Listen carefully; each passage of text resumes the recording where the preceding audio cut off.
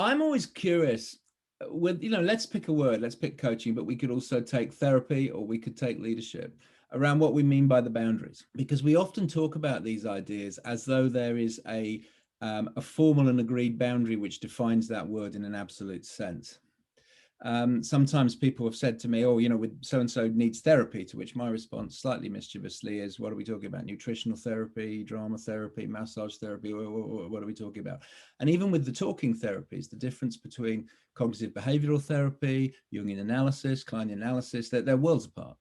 And it's the same with coaching. We can deal with coaching, which is technical, physically based sports coaching. We can talk about behavioral coaching, coaching to manage time better, or we can be working with coaching to support leaders through a midlife transition. I think as well, it's important to think about the role of the past and the role of parenting. And again, different types of psychology, a Jungian versus, let's say, a Freudian approach, will view that in a very different way. So I think the question for boundaries is a personal question.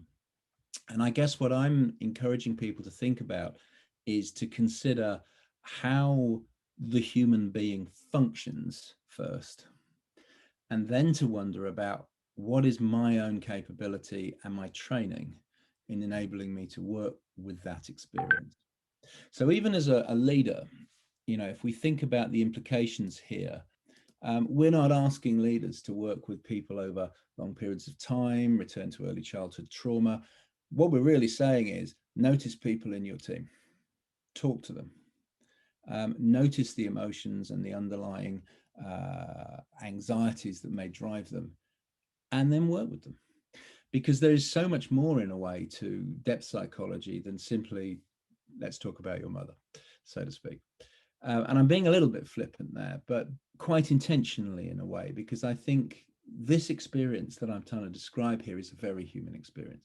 We all have it. We have it with our children. We have it with our family. And it's interesting, actually, as when I talk to leaders about this, I would say to them, if you want to test whether this is valid or not, go home tonight, rearrange all the furniture in your house, fail to respond to any of the questions from fellow family members, respond to them only in sound bites, and tell them that you will get back to them with a formal response tomorrow about why you've done it. Then do it again the next day and the next day, and see how long it takes before your partner leaves you and your children hate you, because it won't take very long. And yet the frightening thing is we do this at work all the time. This is how organizations function or don't function. Which kind of terrifies me. So it's a flippant answer, but I think it's quite an important one. I think everything Lawrence says makes perfect sense, and indeed everything that I've chosen to read as background reading absolutely supports the point that he's making. I'm just also conscious, and you're rightly to pick up on this, that I am now pursuing the 100 hours of ICF, and now suddenly find myself burdened with a lot of guidance, a lot of code of ethics and stuff like that. And as the profession structures itself, it is interesting where boundaries are being drawn. And some of those, of course, are in law. Mental health laws in different countries are different, and some actually have effect on certain types of therapy and not effect on others, from hypnotherapy to CBT to etc. So I was just really interested. I don't disagree with what Lawrence says, but really interested in those different perspectives. I think you're right, Tim. I think it's about the training at the end of the day. And I think the ICF are right to draw the lines that they draw, given the training that they focus on.